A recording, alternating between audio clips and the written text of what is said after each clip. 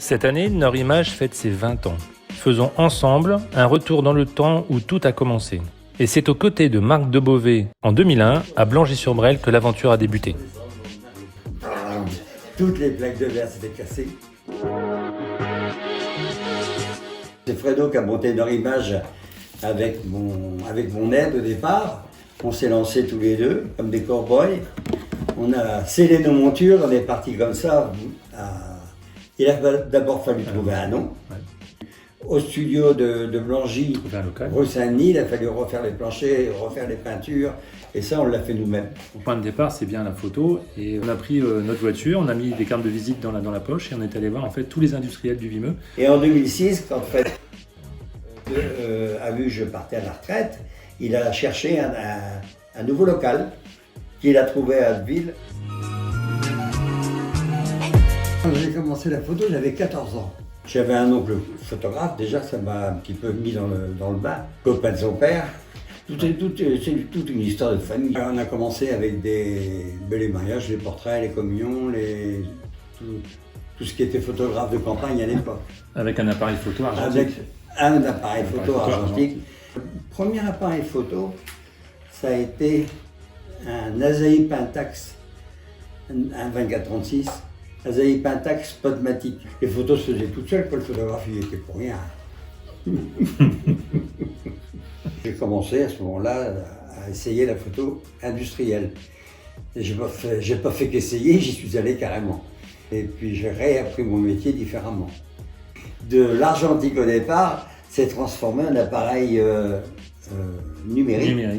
Il avait une qualité d'image exceptionnelle. En 2001, je lui présente un chromalin numérique fait par un dos numérique. Et tout a commencé là. J'étais un peu sceptique parce que je connaissais bien la qualité de l'argentique, je ne connaissais pas encore la qualité du numérique. Alors donc j'ai appris à connaître. Tout son savoir-faire qu'il avait en retouche d'image manuelle sur les photos, il a fallu lui apprendre cette technique numérique. Grâce au numérique, on a pu en fait répondre à des délais qu'on ne pouvait pas répondre avant en argentique. C'est ça.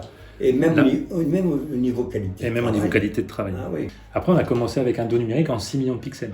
Le deuxième a été un 11 millions de pixels, 2 ans après. Et le troisième dos était un 40 millions de pixels. Des conneries, on en a fait. Je faisais des photos de coupe que j'installais sur des plaques de verre. Il fallait donc les mettre en escalier. Et j'installe des coupes le soir, après manger, tranquillement, pour m'avancer pour le lendemain.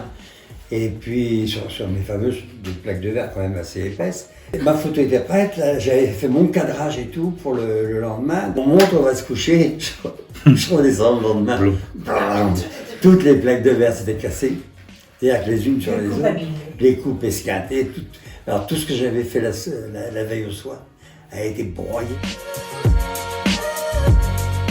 À cause justement de ces fameux téléphones qui sont d'une qualité redoutable.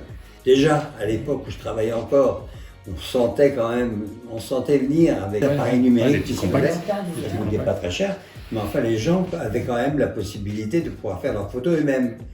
Et ils ne cherchaient pas une grande qualité, mais au moins d'éviter de passer par le photographe.